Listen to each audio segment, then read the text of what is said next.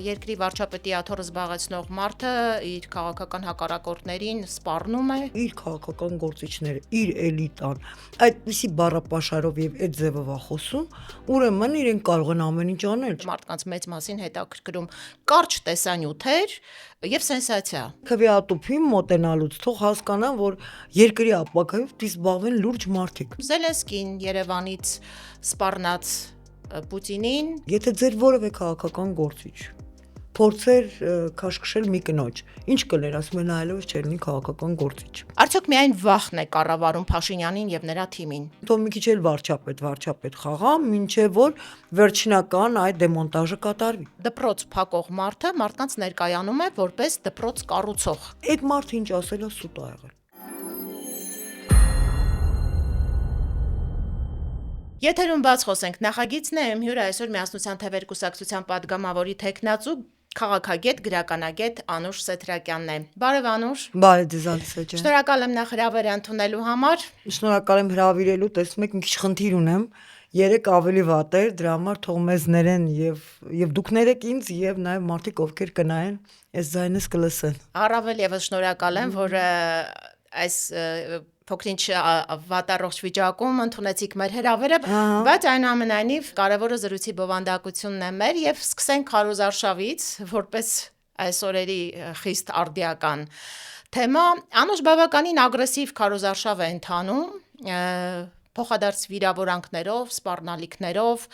հայհոյանքներով անգամ երկրի վարչապետի աթոռը զբաղեցնող մարդը իր քաղաքական հակառակորդներին սպառնում է, վիրավորում է, ատելության խոսք է տարածում եւ նրանց հասցեին եւ արցախցիների հասցեին ուղիղ եթերում։ Այս պայմաններում Միասնության թևերը քարոզարշավի ինչպիսի ռազմավարություն է որդեգրել, որպեսզի եւ ինչպես ասում են թրենդից հետ չմնա եւ չիջնի Փաշինյանական քարոզարշավի մակարդակին։ Տեսեք, կողքից մարդիկ երբեմն ինձ հանդիպում են եւ նույնիսկ սկսում են ոչ թե մեզ մեղադրել, այլ դե հայերը շատ են սիրում խորհուրդ տալ, որ դուք էլ մի քիչ պրոակտիվ եղեք, ագրեսիվ եղեք։ Գիտեք, չի կարելի անել մի բան, որ կստացվի կեղծ։ Այսինքն Միասնության թևերի մեջ իրոք հավաքված են այն վերջին փշուրները տեխնոկրատ եւ հումանիտար մտավորականության, ովքեր չեն կարող քայլել իրենց սեփական սկզբունքների եւ գեղագիտական չափանիշների վրայով։ Կարելի է, չէ, ամեն ինչ կարելի է անել, կարելի է վատ բառեր օգտագործել, կարելի է խոսել սատկացնելուց, սպանելուց, ջանդամ ուղարկելուց, բայց դրա հետ մեկտեղ նախ այդ բառերը չեն հարմարվի մեր թիմի եւ ոչ մեկի կերպարի եւ անցած ճանապարհի հետ։ Եվ երկրորդ, մենք դրանով հասարակությունը ավելի ենք սուզում անհուսության եւ որակազրկման գիրկը, որովհետեւ հասարակությունը արդեն վարժվում է նրան, որ եթե իր քաղաքական գործիչները, իր էլիտան այդպիսի բառապաշարով եւ այդ ձևով խոսում, ուրեմն իրենք կարող են ամեն ինչ անել, չէ՞ որ էլիտան դա այն մարդիկ են, ովքեր ստանդարտ են սահմանում։ Եվ դրա հետ մեկտեղ նաեւ մի բան ասեմ, ամենասարսափելին օգտագործված տեխնոլոգիաների մեջ դա բռնվող ստի քարոզարշավն է։ Օրինակ այս վերջին դեպքը, այսօր նայում էի սոցցանցերում, այն տատիկը, որը մոտեցել էր Նիկոլ Փաշինյանին եւ ասել եւ ամուսինս է զոհվել եւ Երկու զոհ ունեմ եւ շնորհակալ եմ։ Եվ շնորհակալ եմ։ Ուրեմն թորը իրոք զոհվել է։ Ամուսինը ոչ, ամուսինը մահացել է կորոնավիրուսից։ Իսկ մյուս թորնիկը եղբայրը այդ տղայի աշխատում է անվտանգային ազգային անվտանգության ծառայությունում։ Մենք հասկանում ենք, որտեղից են աճում այդ ստի ոտքերը։ Մենք մի անգամ անցել ենք դրանով Ռոբերտ Աբաջյանի պապիկով, ինչ որ զորագնդերով, ինչ որ կեղծ ինֆորմացիայի կուտակումով, հերթական անգամ այդ խայծը կուտալը, հերթական անգամ ստի գավակին նստած իշխանության գալը ինձ թվում է անթույլատրելի է եւ Հայաստանի քաղաքացու համար, որովհետեւ եւ ընդհանրապես Հայաստանի հետագա ճակատագրի համար, որովհետեւ մենք հասկանում ենք, չէ, որ Նիկոլ Փաշինյանի ոչ միայն քարոզարշավը, այլ քաղաքականությունը միայն ստի եւ չկատարած խոստումների քարոզարշավը եւ քաղաքականություն։ Միասնության թևերը շատ զուսպ է, որովհետեւ պատասխանատու է, որովհետեւ ամեն բառ, որ դուրս է գալիս մեր բերանից, ամեն խոստում, որ մենք արտաբերում ենք, մենք 100% գիտենք, որ պիտի կատարենք։ Իսկ այդ դեպքում մարդիկ զուսպում մեղմ են խոսում, դա բնական է։ Անուշ, բայց այս դեպքում չի տուժում արդյոք ձեր քարոզչությունը, որովհետև վիճակագրությունը եւս ցույց է տալիս, որ ինչ է մարդկանց մեծ մասին հետաքրքրում՝ կարճ տեսանյութեր եւ սենսացիա։ Այս դեպքում, այս պայմաններում ինչպես փոխանցել ծրագրային լուրջ բովանդակությունը։ Չէ, ես դեմ չեմ։ Թող սենսացիա ստանալու համար նայեն ուրիշներին, ծիծաղեն, ոգևորվեն, երբեմն բարկանան, իսկ շատ հաճախ բարկանան։ Բայց քվեատուփին մոտենալուց թող հասկանան, որ երկրի ապագայով պիտի զբաղվեն լուրջ մարդիկ։ Իսկ լուրջ մարդիկ իրենց պահում են լուրջ, գործում են լուրջ, խոսում են լուրջ, դրա համար այ վերջին պահին, որ մոտենում են քվեատուփին, այդ սենսացիաները մոռացվում են, այդ պահին զվարճացնում են, այդ պահին կատաղացնում են, քվեատուփի հետ մարդը առերեսվում է դեմ առ դեմ, եւ նա պիտի մտածի իր ապագայի մասին։ Ես միշտ քաղաքականությունը համատում եմ բժշկության հետ։ Դու որ բժշկի մոտ կգնաս, որը հայհոյելով մանա գալիս միջանցքում եւ բոլոր հիվանդներին տարբեր որակումներ տալիս, թե մարդուն ով իր գործը գիտի, իր անցած ուղով հայտնի է, լուրջ է վերաբերվում, բնականաբար դու կյանքդ վստահում ես լուրջ մարդուն, ոչ թե խեղկատակին, բայց երկիրդ ո՞նց ես վստահում խեղկատակին։ Բայց մինչև այդ լուրջ մարդուն վստահելը դու պիտի ճանաչես այդ լուրջ մարդուն։ Արման Թաթոյանը իրոք ունի լուրջ անցած ուղի, նրան շատերն են ճանաչում, վստահություն ձեռք բերելու ինքը կարիք չունի, գուցե ինքը կարիք ունի ձեռք բերելու ավելի լայն ճանաչում, բայց այդ ձևով չէ էլի, որ ինքը պիտի ճանաչվի, ինքը պիտի ճանաչվի իսկապես իր խոհեմ, հավասարակշիռ խոսքով, որը եւ ստացվում է, որտեղ շատ մարդիկ մեզ մոտենում են քարոզարշավի ժամանակ ու ասում են ճանաչում ենք, լսում ենք, գիտենք, վերջերս Գառնիում մի դեպք եղավ, մի տաքսիստ վերցրեց այդ բուկլետը, այնտեղ իր ուղևորներին ասում է, ռուսներ էին ասում, это наш красавец, այսինքն նաև տեսքով, նաև ներկայացչականությամբ, այդ բոլորը հաշիվ է, երբ որ դու մտնում ես մեծ քաղաքականություն, երբ որ դու մտնում ես դիվանագիտություն, որովհետև գիտեք ոնց է, մարդու արտահայտումը, ինքնարտահայտումը որոշում է իր վարկանիշը նաև միջազգային հանրույթներում։ Մարդիկ, ովքեր կներեք աղավաղում են, օրինակ Նիկոլ Փաշինյանը, ես որպես լեզվաբան ասեմ, նրան հաջողվել է աղավաղել բոլոր օտար լեզուները, ներառյալ նաև հայերենը։ Երբ որ նա խոսում է անգլերեն, երբ որ նա խոսում է ֆրանսերեն եւ ռուսերեն, ինձնից անկախ ես զգում եմ, որ ես սառում եմ, որովհետեւ սա երկիր է եւ մարդը փոխանակող տվի իրեն ընձեռնված թարգմանչի հնարավորություններից փորձում է գնալ, ասենք Լևոն Տեր-Պետրոսյանի ճանապարհով, որ ընտիր ֆրանսերեն էր խոսում, կամ չգիտեմ, հնարավոր չի, կամ նույն Արման Թաթոյանի ճանապարհով, որ հրաշալի տիրապետում անգլերենին եւ ռուսերենին, դա հնարավոր չի։ Եվ գիտեք, լրջությունը Հայաստանում շատ թանկ վալյուտա է։ Հետո ինչ որ այս պահին գնահատված չի։ Երբ որ ասում գա քվեարկության պահը եւ երկիրը կառուցելու պահը, միայն դա է դառնալու հիմնական մեր այդ արժեթուղթը, որով մենք մասնակցելու ենք թե քարոզարշավին, թե պետության կառուցմանը, միանշանակ։ Այնուամենայնիվ այս ընտրություններում հաղթելու են ծրագրերը, թե ալգորիթմները։ Ալգորիթմները մենք տեխնիկական ֆեոդալիզմի գերիներ ենք։ Վարսուֆակիսի գիրքը, եթե ազգանունից սխալ եմ արտասանում, ներեք, հրաշալի գիրք է։ Ասում եմ, applications decide our lifestyle։ Մենք վերցնում ենք, շարժվում ենք նրան, թե ինչքան պիտի ջուր խմենք, որտեղ մեկը տեսնում ես, մեկի հեռախոսը զնգած, ջուր խմելու ժամանակն է։ Վայ, ես անձամբ, ես իմ 10,000 քայլը չեմ քայլել, այսինքն ես վճարում եմ դրա համար, վճարում եմ, որ իմ կյանքը թելադրվի, վճարում եմ, որ ես գործեմ համաձայն դրա, եւ դեռ հերիք չի, գոհ եմ դրանից եւ համարում եմ ազատություն։ Բա Facebook-յան եւ YouTube-յան ալգորիթմերը։ Գիտեք, ես վերջերս այնքան մի քիչ վատ եմ զգում, որտեվ իմ YouTube-յան բոլոր ինտերվյուները ստանում են ուղղակի զարմանալիորեն քիչ դիտում։ Իմ ընկերներից մեկը, որ շատ լավ տեղյակ է այդ բոլոր բաներից, ասաց դու YouTube-ում արգելափակված ես։ Քո վրա, քո ինտերվյուների վրա հատուկ դրված է սահմանափակում ալգորիթմային, որ դրանք չերևան, որ մարդիկ չնայեն, որ նայեն միայն նրանք, ովքեր ում հանձնարարված ատակը վատ կոմենտ կներել կամ գուցե լավ կոմենտ գրել, չգիտեմ, բայց միայն նրանք, որոնք հատուկ կմտնեն այդ հաղորդման մեջ կնայեն։ Դա շատ ցավալի է, բայց ալգորիթմերից դուրս կա ուրիշ բան, կա քո մարդկային անկախ կամքը, որովհետև մենք արհեստական բանականությունից ինչով ենք տարբերվում, մեր էմոցիաներով եւ մեր ազատ կամ արտահայտմամբ։ Հիմա եթե չենք ուզում մոլորակը հանձնել ալգորիթմներին, մեր երկիրն էլ դրածոներին, իսկ նրանք դրածոներ են, պետքա այդ վերջին ճիգով ազատ կամ արտահայտումները անենք, թե չի ստացվի, որովհետև Նիկոլ Փաշինյանի թիմը օրինակ շատ լավ յուրացրել է այդ ալգորիթմը։ Ինչքան ավելի զազրելի խոսույթ, այնքան ավելի լայն տարածում։ Իսկ ի՞նչ է դրանից հետևում։ Իր զազրելի խոսույթին հետևում է մյուսի զազրելի խոսույթը, հետո մյուսի զազրելի խոսույթը, եւ դու հայտնվում ես զազրելի հանրապետության մեջ։ Հատակում բոլորին իրեն իջեցրել է դեպի հատակ։ Այո, մենք հայտնվում ենք զազրելի հանրապետության մեջ, որտեղ քաղաքի դեմքը նայեք։ Մի քիչ գնում ես այ քարոզարշավի ժամանակ, գնում ես դեպի Մասիվի խորքերը, գնում ես Ջրվեժ, ամեն ինչը այնքան կներեք ցնցոտիավոր է, այսինքն հենց փողոցները ոնց որ ցնցոտիների մեջ լինեն։ Ու խնդիրը ասֆալտը չի, խնդիրը այն կեղտն է, այն փոշին է, մարդկանց այդ հիասթափված, ընկճված, ուսակոր, գլխիկոր վիճակը։ Ու դա քաղաքականության հետևանք է։ Թող ոչ մեկ ինձ չասի, որ ամեն ինչը սկսվում է բանից,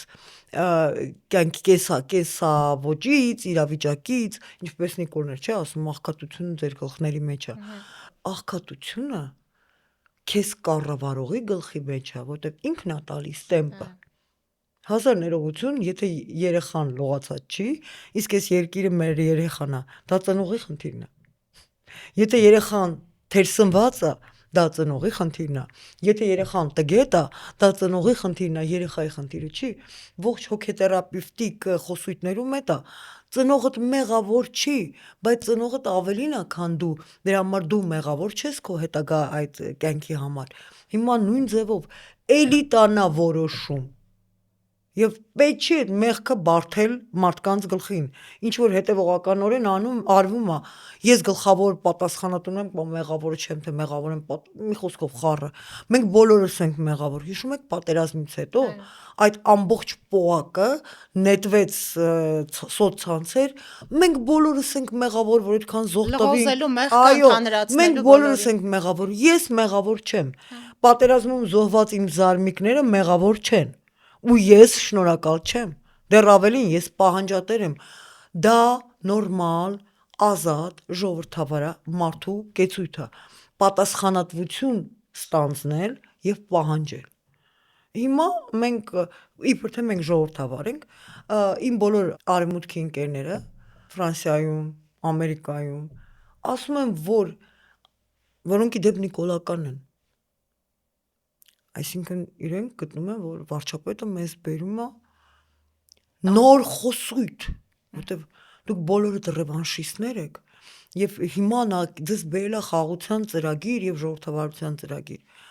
Ասում մի րոպե, եթե ձեր որևէ քաղաքական գործիչ փորձեր քաշքշել մի կնոջ, ինչ կներ, ասում են այլևս չէ լինի քաղաքական գործիչ, նա այլևս չէ լինի ղեկավար անձ։ Եթե նա փորձեր օրինակի համար բան անել, գոռալ ինչ որ մեկի վրա եւ ասել սրան զորացրեք, նա այլևս չէ լինի հերիք չի քաղաքական գործիչ, նա այլ չէ լինի, ասենք, պաշտպանության նախարար։ Ասում եմ, բա ինչի ձեր համար դուք ընտրում եք ժողովրդավարության այս մոդելը, որտեղ բոլոր ղեկավարները պատասխանատու են, մեզ շպրտում եք այդ պսևդո ժողովրդավարության այն տարբերակը, որ ինչ որ մարդը անի, դուք պիտի հանդուրժեք, որտեղ նա հայտարարել է, որ նա ժողովրդավար է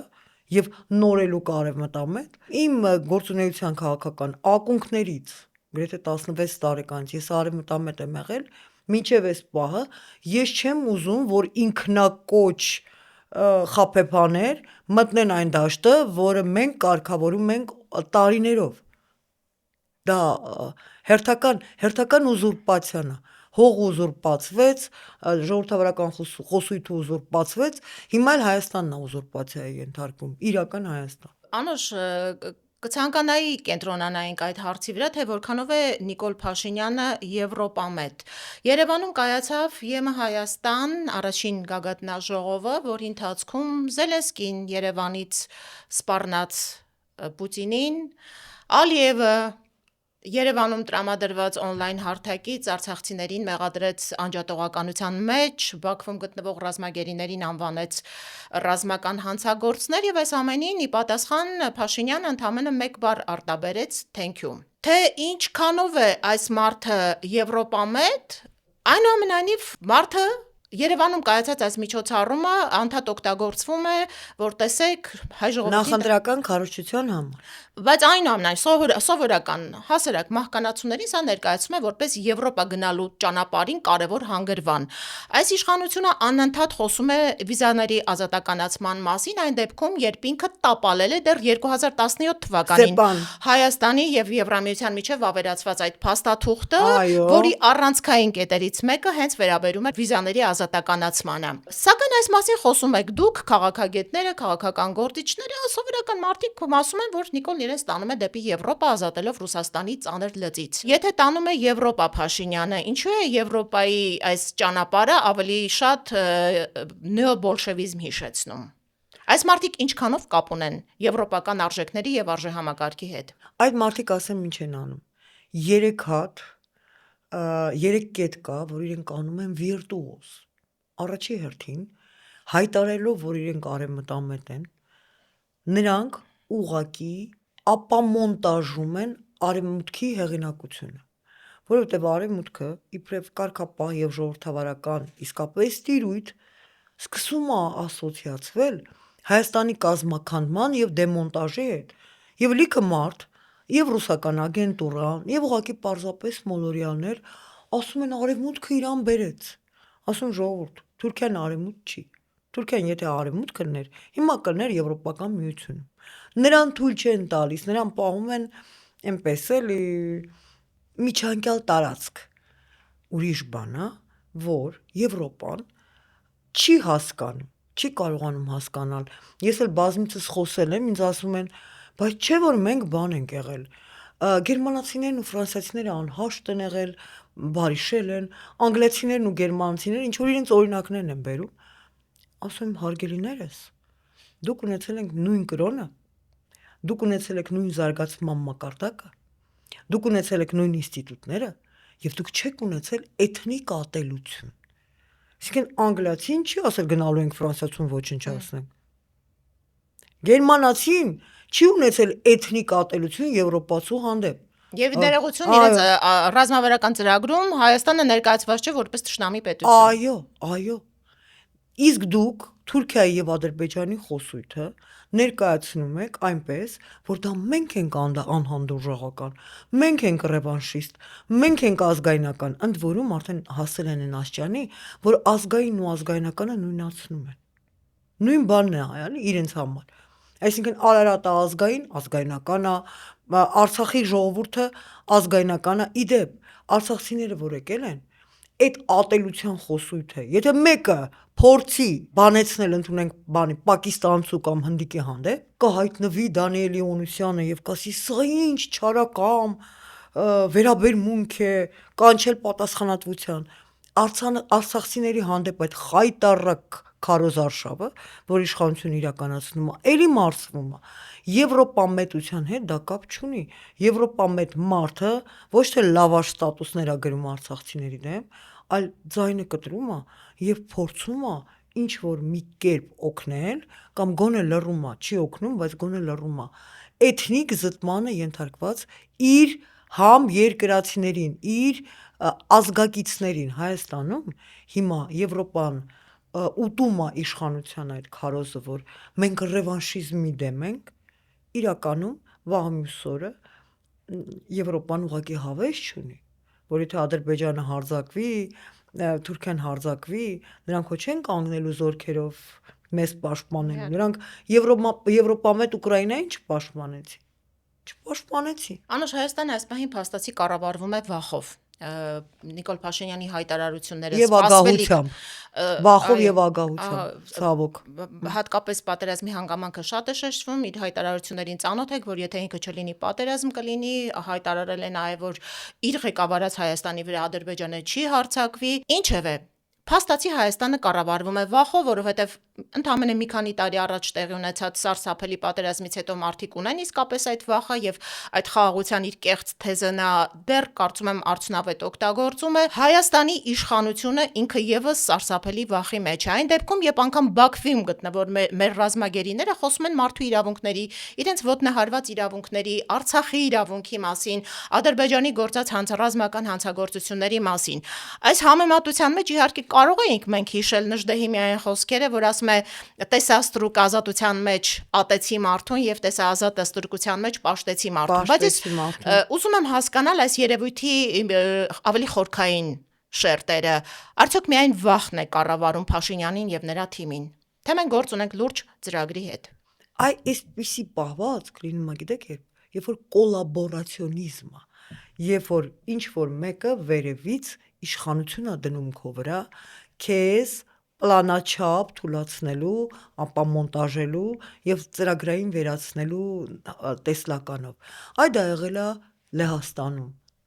Այդ դա եղել է Ֆրանսիայում։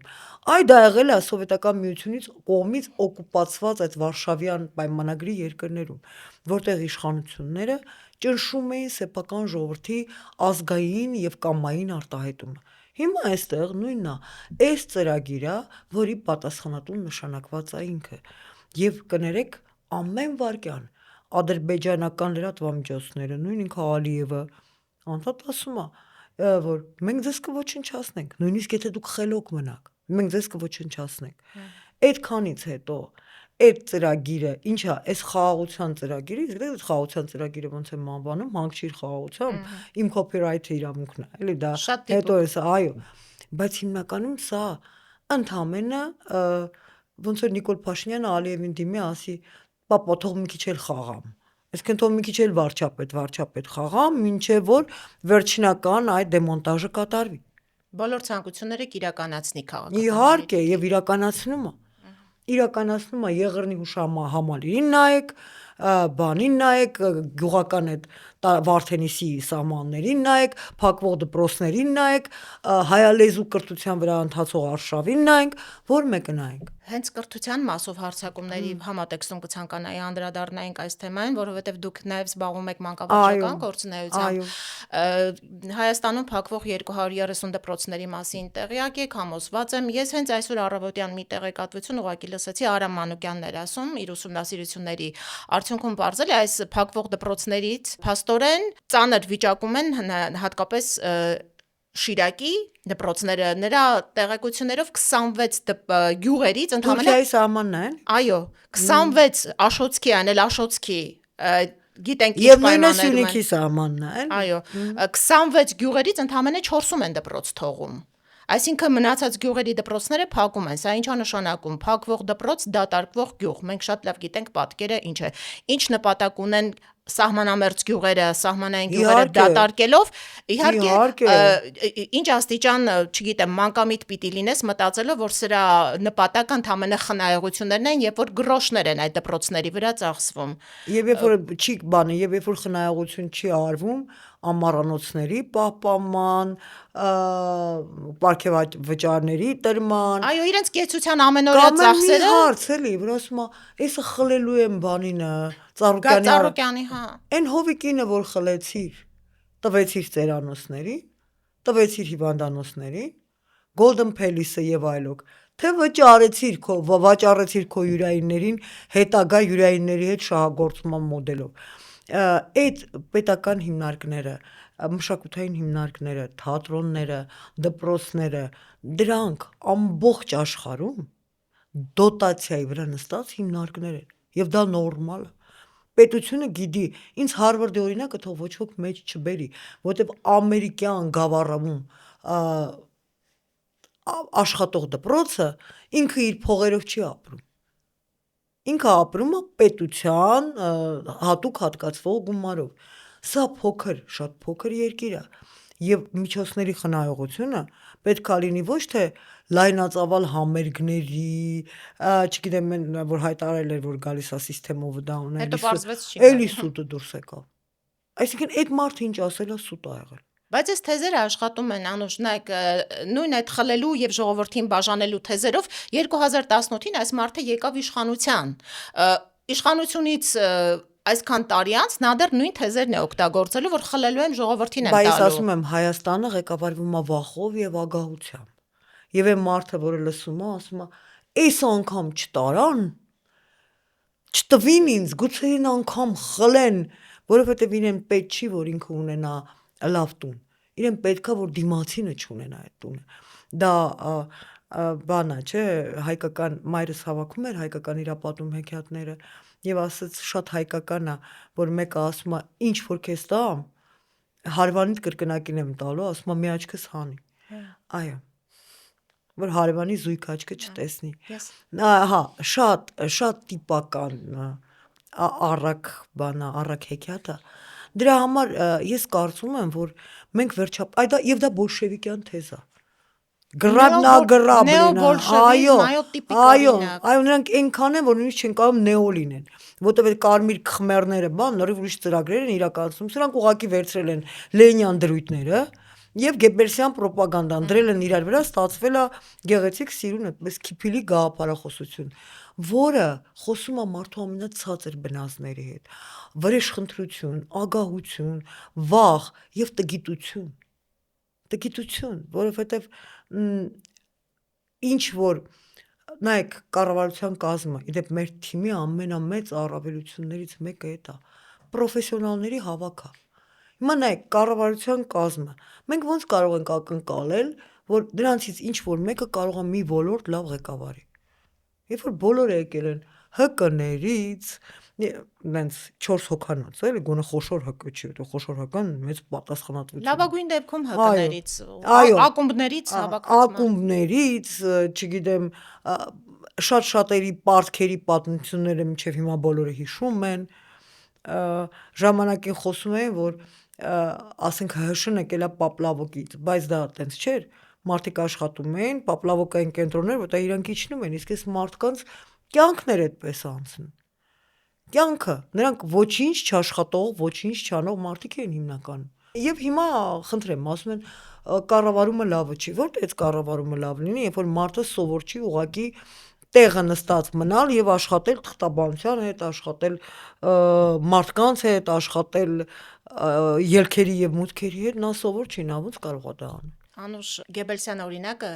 նշեցիք, ասել մեծ սուտ, հնարավորինս մեծ սուտ եւ կրկնել այդ սուտը հնարավորինս շատ անգամներ։ Գյուղերում հանդիպումների ժամանակ հաճախ են ասում, դե Փաշինյանը ասֆալտ է արել, դպրոց է կառուցել, այսինքն դպրոց կառուցող է ներկայանում մի մարդ, որը այս պահին հանրապետության գյուղերում 230 դպրոց է պատրաստվում փակել։ Դպրոց բացում էին ամենածանր տարիներին Հայաստանի, առաջին հանրապետության տարիներին մենք պետական համալսարան ենք բացել եւ բազմաթիվ դպրոցներ։ Այսօր այս մարդը իբր ներկայացվող ծաղկող Հայաստանում դպրոցներ է փակում։ Սա եւս այդ կեղծ թեզերից մեկը, դպրոց փակող մարդը մարդկանց ներկայանում է որպես դպրոց կառուցող։ Ես ասեմ, դա շատ տարածված բան է, որտեղ Գեբելսյան ռոպագանդայի մեջ կար նաև 70-20 տարբերակը։ 70% սուտ, 20% ճիշտ։ Դպրոց փակելը, թատրոն փակելը, այո,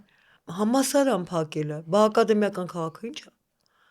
Հայալեզու կրթության ոչնչացման ծրագիր։ Բացատրեմ, շատ ամերիկյան համալսարանը, մասնավոր սեփականություն, կրթությունը գնում է անգլերենով։ Ֆրանսիական համալսարանը, մասնավոր սեփականություն, որտեղ ներգրավված են նաև ուրիշ երկրներ, դա հնարավոր չի փակել։ Սլավոնական համալսարանը, մասնավոր սեփականություն, ուրիշ երկրի։ Դու քո բուհական շենքերը, պարզա չէ, որ փակում ես, վաճառում ես, չգիտեմ ինչ ես անում, քշում ես մարդկանց ակադեմիական քաղաք աշտարակում, ուսանողությունը, որը հազիվ մի շանս ունի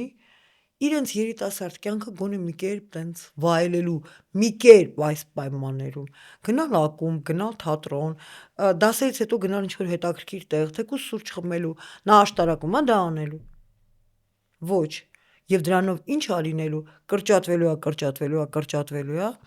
հայրենով, որտեղ մենք հիմնականում առարկաները անցնում ենք հայրենով, հայալեզու, այնտեղ գնալու է ֆրանսերեն, անգլերեն, ռուսերեն,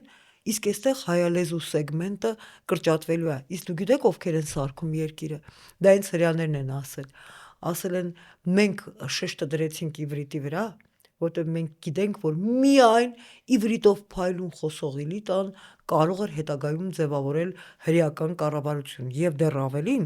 կառավարություն մուտք ունի միայն այն մարդը, ով իվրիտին տիրապետում է բուհի մակարդակով։ Լեզուն այսինքն մտածողությունն է։ Լեզուն Քանդում ես լեզուն, մտածողությունը կոտրում ես- եւ պատկանելություն։ Դու եթե այդ լեզվով չես խոսում, դու այդ ազգին չես պատկանում։ Հայաստանի համար գոնե հաստատ այդպես է։ Ինքնության դեմ պայքարը դրանով է պայմանավորված բոլոր առումներով։ Իհարկե, արյան դեմ պայքարա գնում, հիշողության դեմ պայքարա գնում։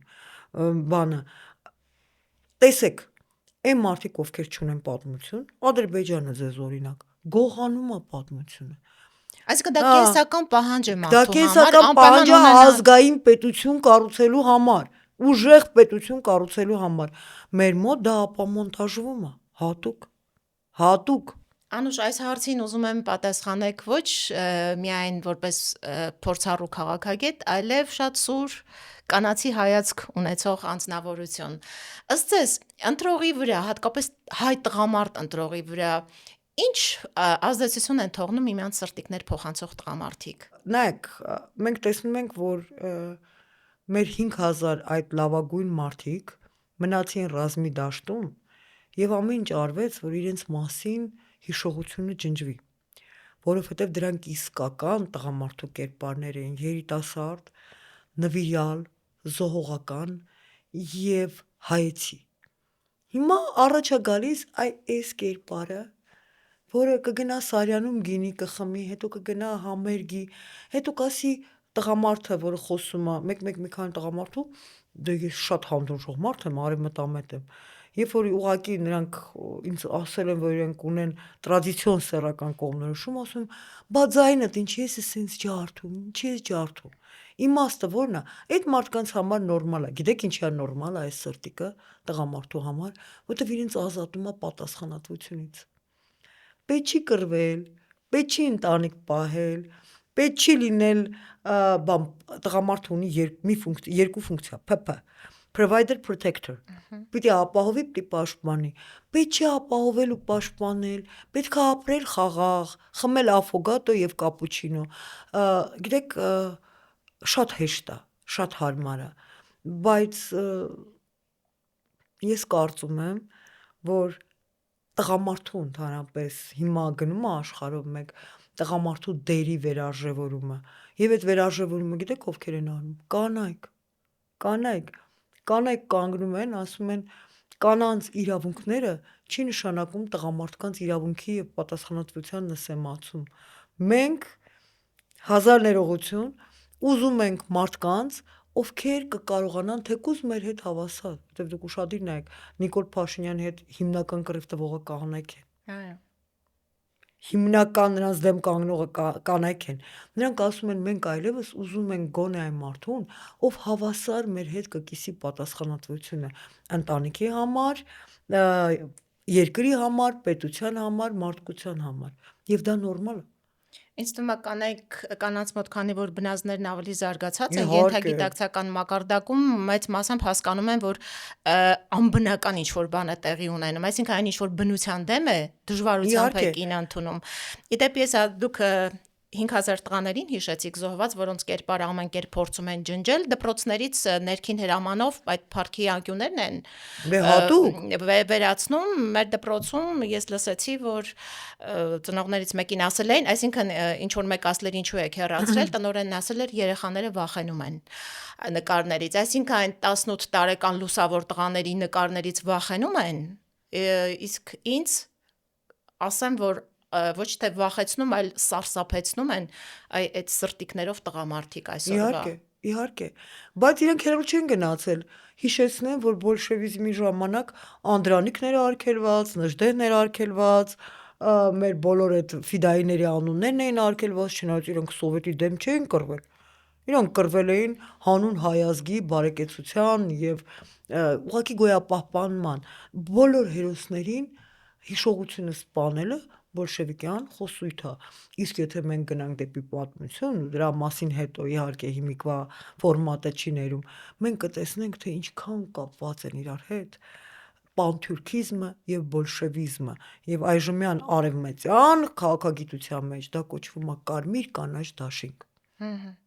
Եվ խորհրդանիշերով էլ ԿՊ-ն Իհարկե, շատ ընդհանրություններ ունի իհարկե, թուրքական իհարկե, այդ իհարկե, տարբեր այո, կառույցների։ կառույցների հետ։ Վերադառնալով մեր ընտրություններին անուշ համատարած ձերբակալություններ են, իշխանությունը ամեն կերպ փորձում է ընդդիմադիր գործիչներին մեկուսացնել,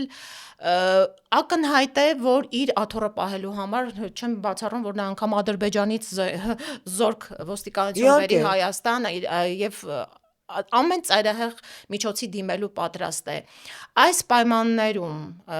ընտրություններով իշխանափոխություն ունենալու, իշխանություն փոխելու հնարավորություն տեսնում եք թե ոչ։ Տեսնում եմ,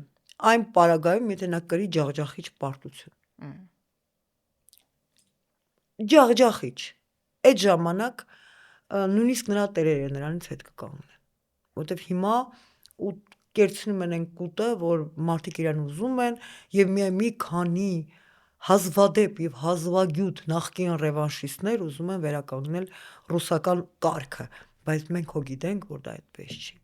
Մենք հո գիտենք մեր ներսում, մեր խղճի առաջ եւ քվեատուփի առաջ մարդը անում է իր ընտրությունը եւ եթե ինքը չանի ըստ բարոյական օրենքի այդ ընտրությունը, հետո նա էլ ընտրելու իրավունք չի ունենա։ Այ հենց այդ քվեատուփի առաջ 19 ուժեր են մասնակցում ընտրություններին։ Ինչու ընտրողը պիտի ընտրի հենց ձեզ, հենց միասնության թվեր քաղաքական ուժին անուշ։ Այն հիմնական պատճառները,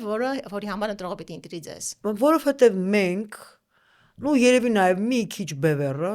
մենք միակն ենք, որ ուղակի բացարձակ թափանցիկ հայկականությունը դրել ենք մեր ծրագրի հիմնակարային կետ, հիմնակարային մաս։ Լինել հայ, ունենալ հայկական կողմնորոշում, գնալ հայկական ճանապարհով, որը այդքան փառապանց չի միգուցե, բայց միշտ եղել է կայուն, ճշգրիտ եւ բարոյական։ Դա հայկականության ճանապարհն է։ Եվ իմ վերջին հարցը, արդյոք ժողովուրդը միշտ ստանում է այն իշխանությունը, որին արժանի է։ Ես ձեզ ասեմ մի բան, որ ժողովուրդը միշտ արժանի է ավելի լավին, բայց ժողովուրդը իր կոլեկտիվ անկետակցականով միշտ երեխա է, իսկ հայ ժողովուրդը նաև ծերացած երեխա է, դրա համար ճիշտ ուղղորդումը պետք է։ Շնորհակալություն։ Շատ շնորհակալ եմ հետաքրքիր մեկնաբանությունների համար, սիրելի ունկնդիրներ, հիշեցնեմ, որ իմ զրուցակիցը այսօր միասնության թվեր կուսակցության падգամավորի տեխնացու, քաղաքագետ, գրականագետ Անուշ Սեթրակյանն էր։ Զրույցը վարեց Ալիսա Գևորգյանը։ Ինչ նոր հանդիպում։